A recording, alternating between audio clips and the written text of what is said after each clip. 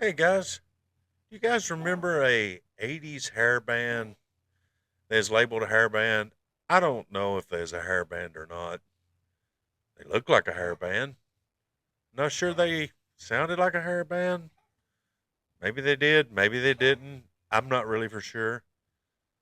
But coming up next, my review of Enough's Enough's second record, Strength. Right after this. Hey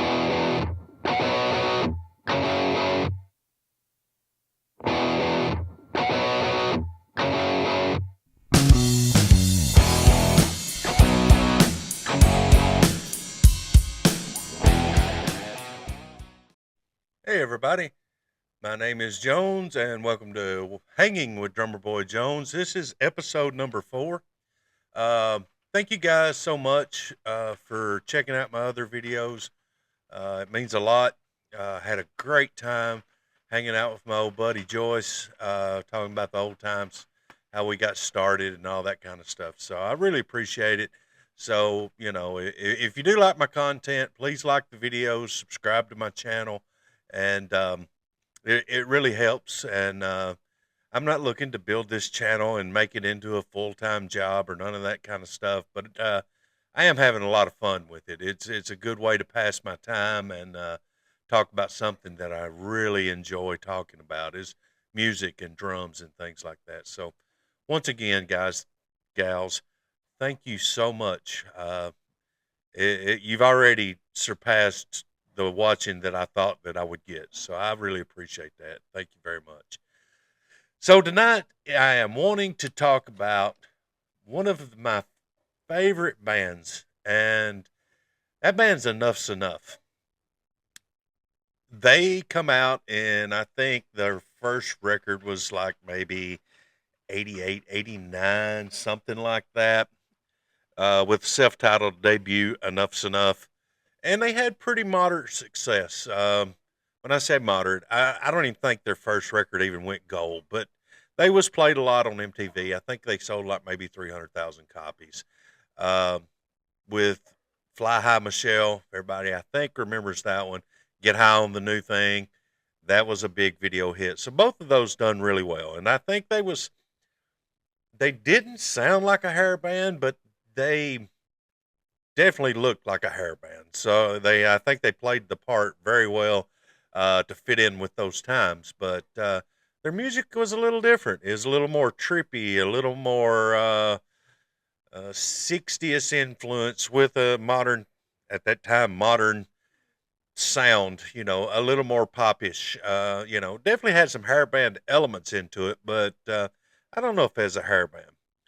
But in 1991, actually, it was checking my notes. If you can see me looking over, it was March 26, 1991. They released their second record, which was called Strength.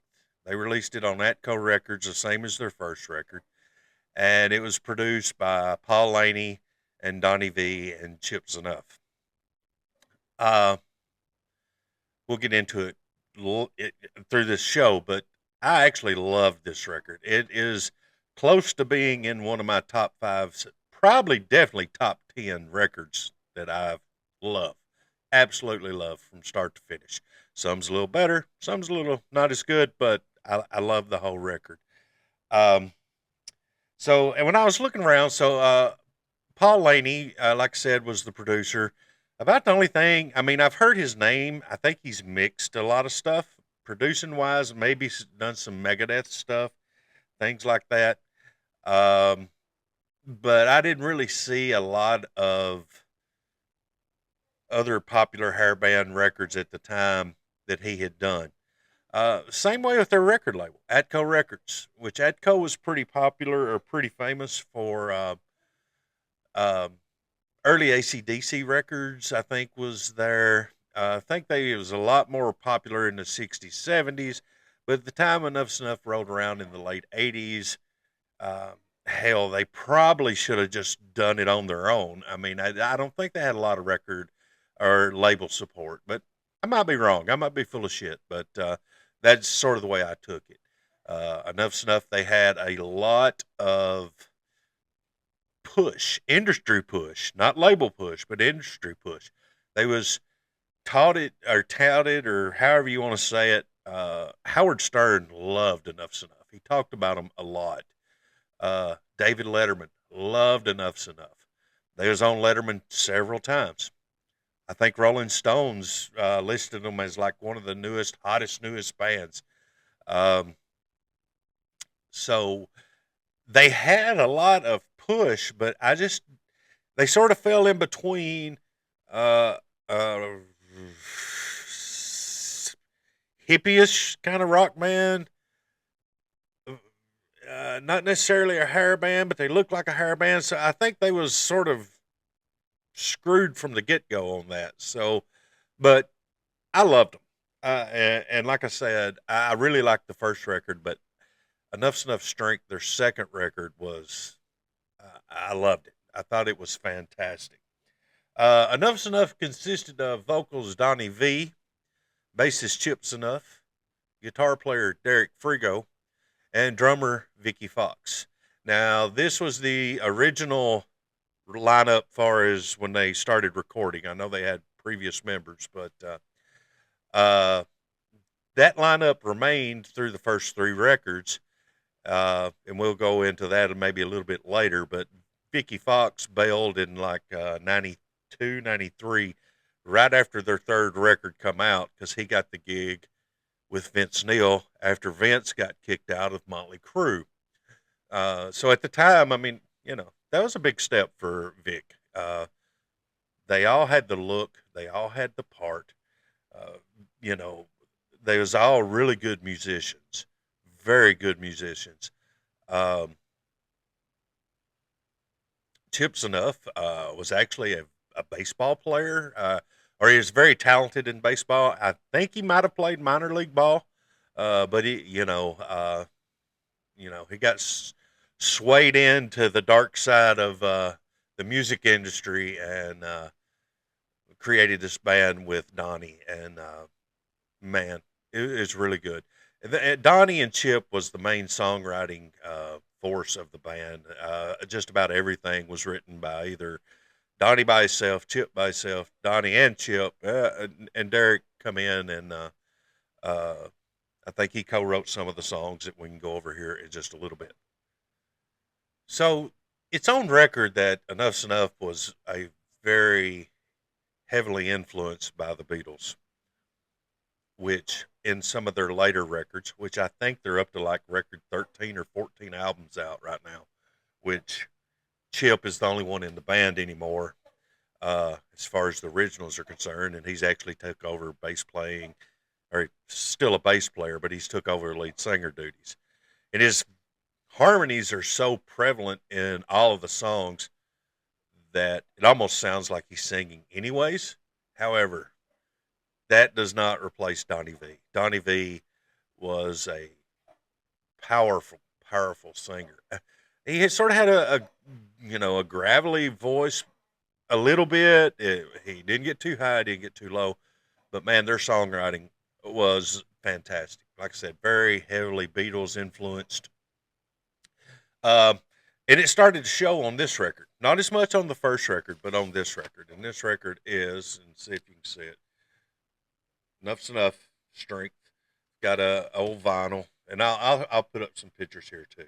As you can see, they played the part. They played the part. So um, I actually was lucky enough to see Enough's Enough on this tour, opening up for Nelson at Starwood Amphitheater in Nashville, Tennessee.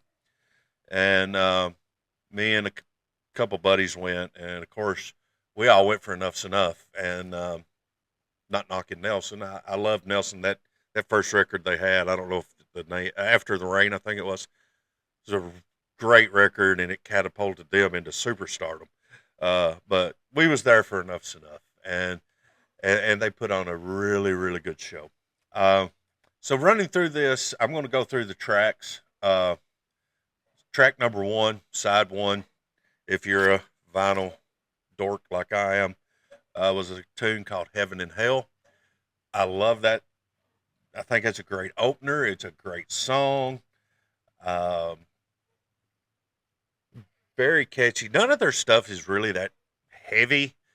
A lot more poppy, a lot more catchy.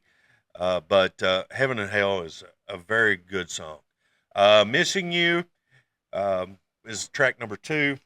It is more of a mid tempo. Well, they're all mid tempo, but it almost had like a blues beat to it. Um, and I'll shout out to Vic on that song because Vic does some very cool cymbal crashes where he chokes off the cymbals and catches them. That's something that stands out on that song as well. Uh, the third song is is the title track, Strength. Now this song, Strength. This is a song. It's not a slow song. It's not a ballad. It's not really mid tempo. It's got some eerie chord chords in the background, pianos, violins. Shout out to Derek Frigo's father, Johnny Frigo. He was a classically trained violinist, and he plays in this, and you can hear it in the background. I mean, there's some pictures on the web. If you want to, do a search of Johnny and Derek Frigo, it's pretty cool because there was always a rumor Derek wore this monster wig. But there's a picture of him in this monster hair and his dad with his classically trained tuxedo and his violin. And it's really cool. So Derek grew up in a musical household and definitely had a lot of influence from his father. But yeah, Strength. I mean, you can't really classify that song. It's just different, and that's the reason I think I loved it so much. It was just so different. The fourth track, In Crowd, another mid-tempo song that I think is really, really good. And man, my eyes are getting really bad, so In Crowd is to live, to be in the public eye, so miserable. To have a dress a certain way is so miserable. To run your life by what people say, it's so miserable. My hair's too long and you can't pronounce my name. My favorite song, everybody says, is Lamb. I've just been rejected by the In Crowd. Uh, and at that time, in the late 80s, which this was in 91, but, I done got out of high school at that time, but it was sort of like that for us. We all had our long hair and wasn't necessarily in the In Crowd. I mean, knew a lot of people and was good friends with a lot of people, but we wasn't necessarily the In Crowd. And so I really loved that song and related to that song. Next is track number 5, Hollywood Ya. Play on words there, Hollywood Ya. Another one, really, really good song. Track number 6, The World Is a Gutter.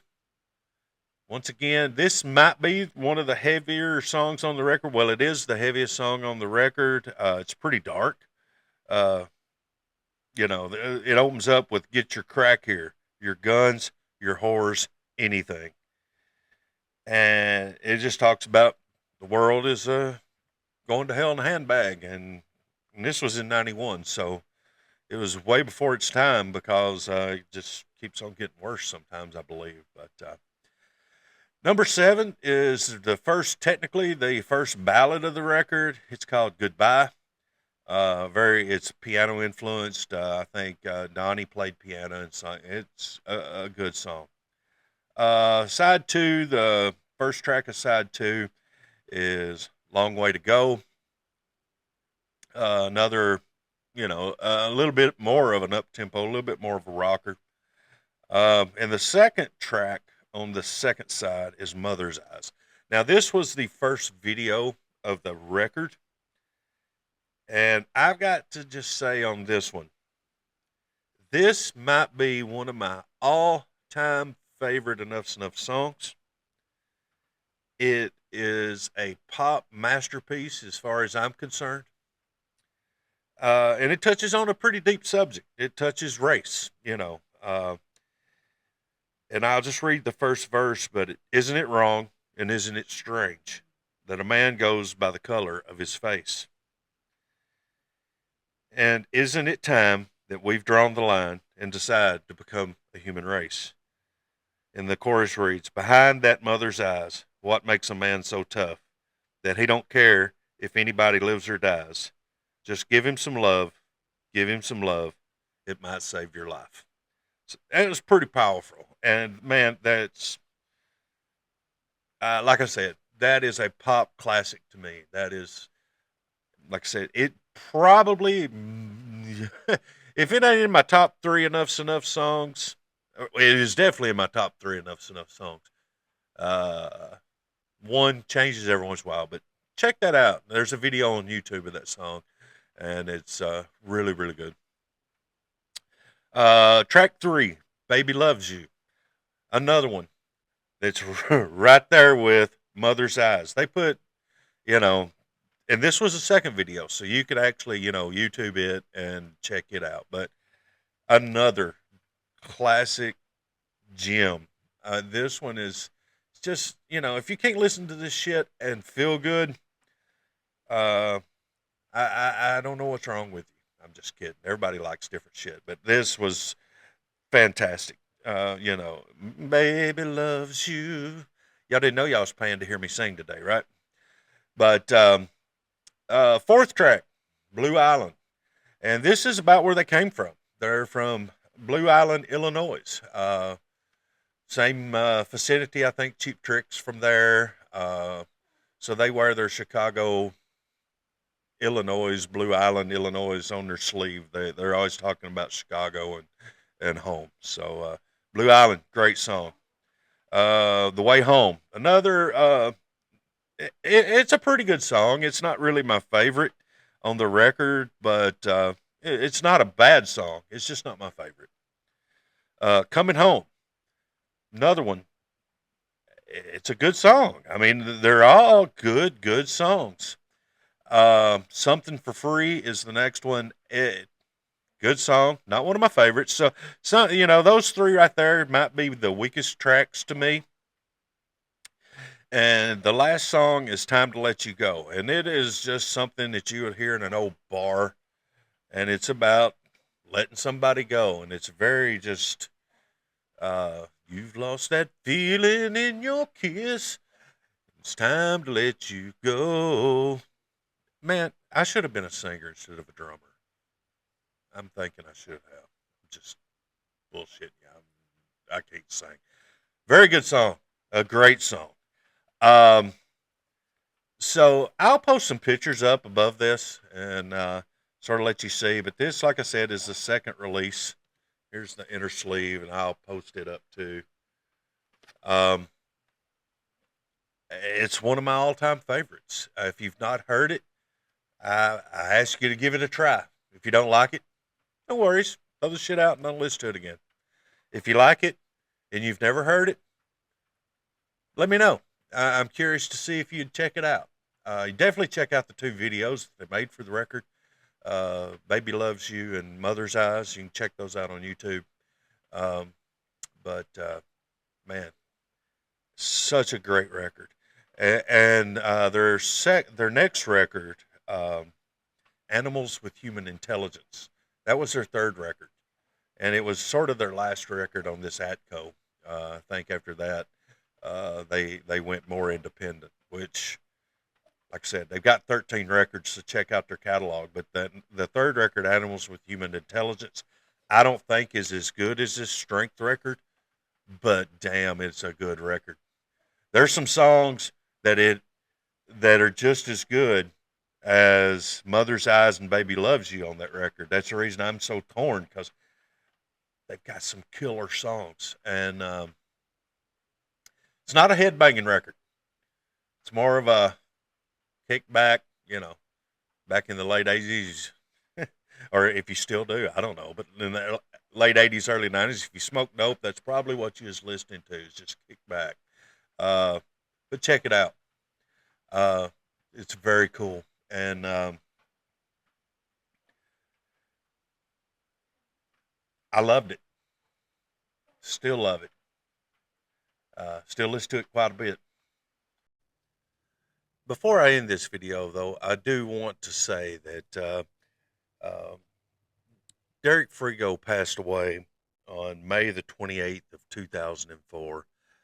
Derek had his issues with substance, and I think I believe he passed away of a heroin overdose. And so I did want to bring that up and rest in peace, Derek. I hope you was ready to go, and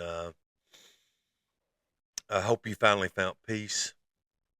Um, he is a very talented musician, and I hate it. So there's still three surviving members of Enough's Enough: Donnie and Chip and Vic Foxx. On a side note, Johnny Monaco played, which he plays in Stephen Pearcy's solo band now, but he played with Enough's Enough for several years in some later records.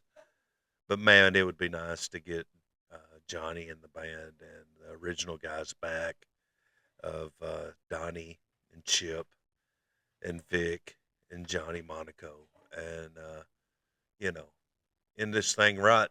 That's the way I'd like to see it. But you know, they're not going to sell out no arenas. Hell, they might not even sell out clubs. But damn, I sure would buy a ticket. So rest in peace, Derek. Like I said before, try to end all my episodes the same way, but be good to one another. Sort of relaying to this right here. The world is a gutter. So try to make the best of it. Another thing, enough's enough. Big peace, guys. About every one of the records has a peace sign on it, right? So there definitely was Beatles late 60s hippie power, which is nothing wrong with that. I liked it. Love the Beatles. Uh, but be good to one another. Don't be a dick.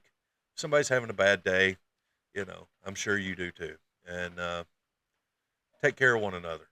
Help your friends, help your family. Love your friends, love your family. And as the great quote from one of the greatest movies ever, Roadhouse, Patrick Swayze, be nice until it's time to not be nice. That being said, thanks for watching. Check you guys next time. Peace.